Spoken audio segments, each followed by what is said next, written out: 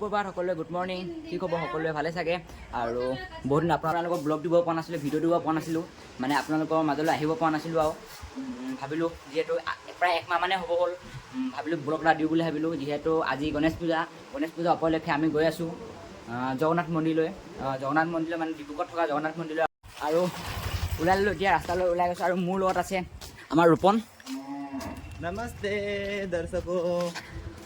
একদম হেণ্ডচম বয় আৰু ধুনীয়াকৈ চুট বুট কৰি হেণ্ডচম পাৰফেক্ট। আৰু ময়ো ওলাই লৈছোঁ ইয়াত ধুনীয়াকৈ মন্দিৰলৈ বুলি যাত্ৰা আৰম্ভ কৰি থ'ব। আৰু আমি এতিয়া উঠি ল'লোঁ বিক্ৰমৰ, ডিব্ৰুগড়ৰ বিখ্যাত বিক্ৰম। হয় নাই ৰূপন? গণেশ বাবা কি আজি গণেশ পূজা আহিব, গণেশ বাবা কি গণপতি বাবা বঢ়িয়া। আৰু আমি এতিয়া থানা চাৰিআলি পালোঁহি। থানা চাৰিআলিৰ পৰা এতিয়া এখন অটত আহিলোঁ, আৰু এখন অটৰ পৰা এতিয়া থানা চাৰিআলিৰ পৰা জগন্নাথ মন্দিৰলৈ আৰু এখন অট আছিল নহয়, এখন সকলো ঠাইতে বিখ্যাত, সকলো ঠাইতে জনাজাত। যেনে ক'ৰবাত ধৰি লওক ই ৰিক্সা বা ক'ৰবাত ধৰি লওক যেনেকৈ আমাৰ ডিব্ৰুগড় বিখ্যাত বিক্ৰমত উঠি দিম আমি এতিয়া। আৰু এতিয়া আমি থানা চাৰিআলি পালোঁহি, তাৰপিছত আমি গৈ থাকোঁ।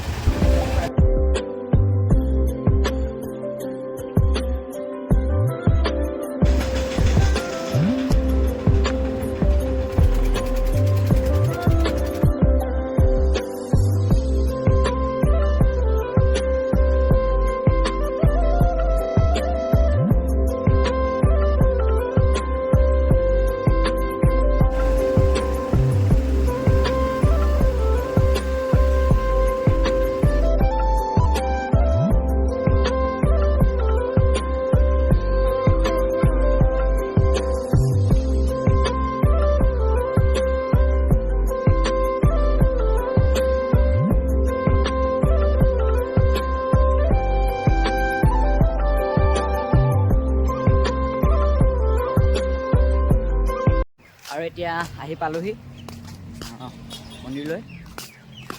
আমাৰ ওপৰতে আনি আছে চাকি, আৰু এইখনে হৈছে মেইন দুৱাৰখন, মানে এইফালৰ পৰা প্ৰৱেশ কৰে। আৰু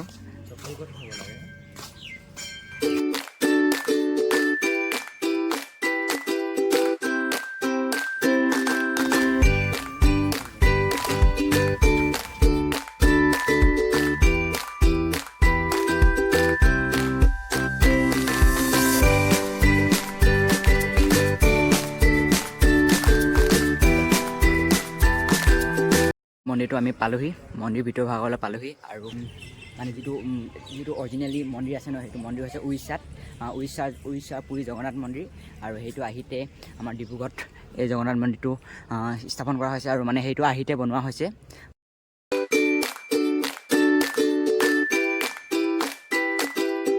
এইটোৱে হৈছে মেইন মন্দিৰটো। মানে ভিতৰলৈ গ'লোঁ, পূজা কৰিলোঁ। আৰু কি বুলি কয়, যিটো ভগৱান বিষ্ণুৰ অৱতাৰ, মানে ভগৱান জগন্নাথক এই মন্দিৰটোক মানে পূজা অৰ্চনা কৰা হয়। লগতে তেওঁৰ ককায়েক বলভদ্ৰ আৰু তেওঁৰ ভনীয়েক সুভদ্ৰা তিনিজনৰ ফটো দেখিবলৈ পোৱা গৈছে। আৰু ভিতৰত বাৰু কেমেৰা বা ভিডিঅ' কৰা এলাও নাই, যিহেতু মই চাই আহিলোঁ।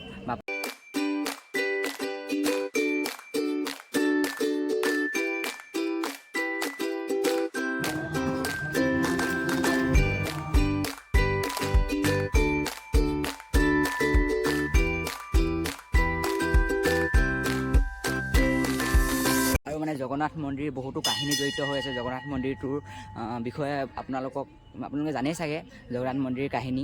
আৰু এইবাৰ লগে মোৰ অহা 3বাৰ হৈছে, 3rd বাৰ হৈছে। ধুনীয়া জেগা, মানে নিজা নিস্তব্ধ, মানে যিটো পৰিৱেশ বহুত ভাল লাগিছে, ধুনীয়া লাগিছে। আৰু আপোনালোকে এই বাউণ্ডাৰীটোৰ ভিতৰত যিমানবিলাক মন্দিৰ দেখিছে ন, যিহেতু আপোনাৰ এইটো মেইন আমাৰ যিটো মুখ্য জগন্নাথ মন্দিৰ। আৰু এইটো হৈছে লক্ষী মন্দিৰ, আৰু এইটো আপোনালোকে দেখিছে এইটো ৰাম দৰবাৰ, আৰু এইটো লক্ষী মন্দিৰ। আৰু সেইটো ছাইডত আছে গণেশ মন্দিৰ ধৰি লওক, আৰু কিবাকিবি আৰু আছে হনুমান মন্দিৰ। মানে সকলো যিবিলাক বানৰ ভিতৰত যিবিলাক মন্দিৰ আছে সেইবিলাক মানে যিটো মূৰ্তি বা যিটো আমি পূজা কৰোঁ, সেইটো হৈছে ৰংবিলাক হৈছে ক'লা ৰং। মানে কিবা এটা কাহিনী আছে চাগে ক'লা হোৱা, আৰু মানে ক'লা বনোৱা বা ক'লা হোৱা। আৰু জগন্নাথ মন্দিৰ বিষয়ে আপোনালোকে জানেই চাগে।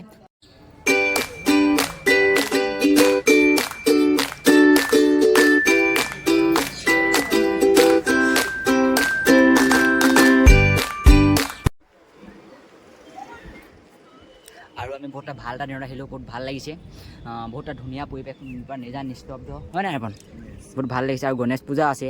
আৰু আপোনালোকে এইটো যে দেখিছে নিগনিটো, গণেশৰ বাহন নিগনিটো, মুচক মানে চুহা।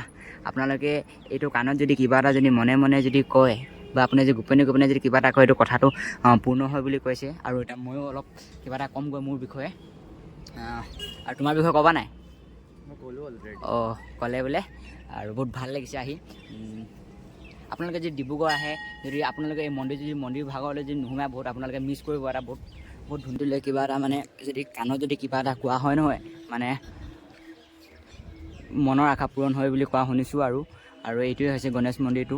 আৰু যিহেতু আজি গণেশ পূজা, গণপতি বাপ্পা মৌৰিয়া। বৌলিয়া কয় নে মৌলিয়া কয়?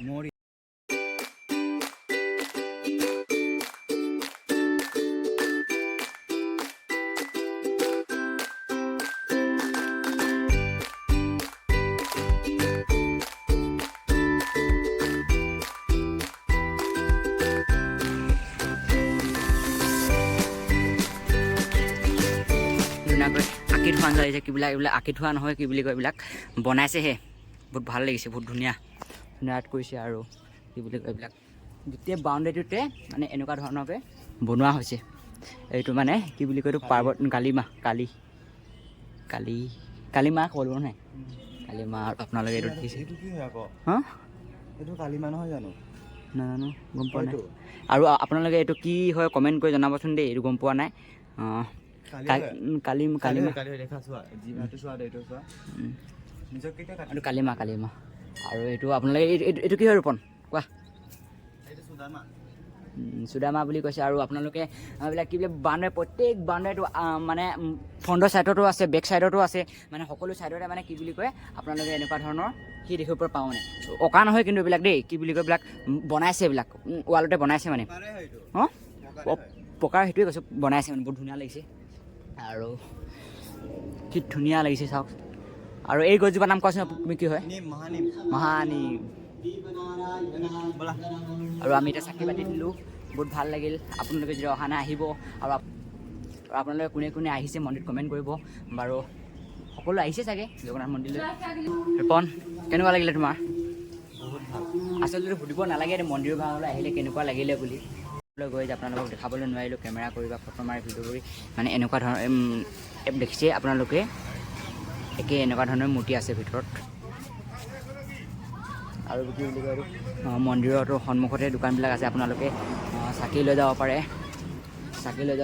আৰু কিবা কিবি বস্তু লাগে আপোনালোকক, বেগ হয় ধৰি লওক, কিবাকৈ লাগিব পাৰে, লৈ যাব পাৰে। আৰু ৰোপণে কিবা এটা কিনে বোলে ঘৰলৈ লৈ যাব।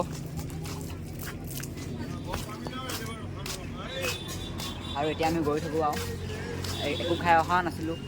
আৰু ব্লগটো বেছি দীঘল নকৰোঁ। ভিডিঅ'টো ভাল পালে লাইক কৰিব, শ্বেয়াৰ কৰিব, নতুন ছাবস্ক্ৰাইব কৰিব। বহুত দিনৰ মূৰত ভিডিঅ'টো ষ্টাৰ্ট কৰিলোঁ বাৰু। ভাবি আছিলোঁ কেতিয়া ব্লগ দিম বুলি। আৰু এতিয়া মানে যিহেতু গণেশ পূজা, ভাবিলোঁ মন্দিৰলৈ আহোঁ বুলি ভাবিলোঁ। আৰু ৰোপণো আহিম বুলি কৈ আছিলে, সেইবাবে আহিলোঁ। বহুত ভাল লাগিলে। ব্লগটো আকৌ এতিয়াৰ পৰা ব্লগ আহি থাকিব, আপোনালোকে চাই থাকিব ব্লগ। আৰু ছাবস্ক্ৰাইব কৰি দিব চেনেলটো। যিমান পাৰে লাইক কমেণ্ট শ্বেয়াৰ কৰিব দেই। আৰু এইটোৱে মেইন ৰোডটো। আপোনালোকে এইফালৰ পৰা আহিব পাৰে, তিনিচুকীয়া হৈ আহিব পাৰে, তিনিচুকীয়া বাইপাছ হৈ আহিব পাৰে। আৰু এইফালে আপোনালোকে ডিব্ৰুগড় ধৰি লওক, আপোনালোকে শিৱসাগৰ, গুৱাহাটী চোৱা যাব পাৰে আৰু